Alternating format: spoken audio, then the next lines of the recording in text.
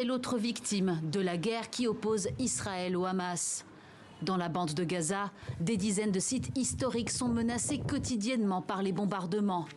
Dans les ruines du fort Khalat Barkouk, qui domine la ville de Khan Younes depuis le XIVe siècle, ces Gazaouis se mobilisent pour préserver coûte que coûte leur patrimoine. Ce lieu a été détruit et restauré plusieurs fois. La dernière fois, c'était en janvier dernier, pendant l'occupation de la ville de Khan Younes par l'armée israélienne. J'ai nettoyé cet endroit pour redonner vie au monument de Khan Younes et restaurer la gloire de ce lieu.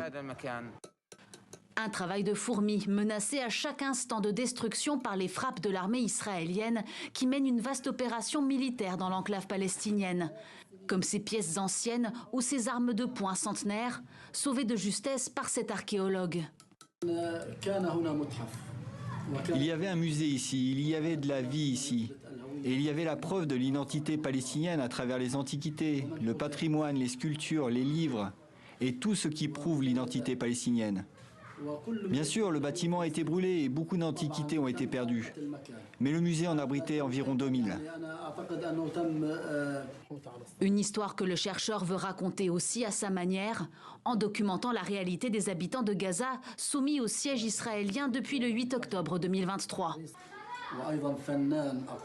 Je suis un artiste qui grave sur des rochers la réalité de la Palestine et les antiquités des territoires occupés, qu'il s'agisse de mosquées, d'églises, de bâtiments ou d'anciens châteaux.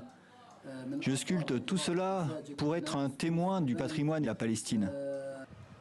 Depuis le début du conflit, l'UNESCO a répertorié 75 sites historiques, culturels et archéologiques endommagés dans la bande de Gaza.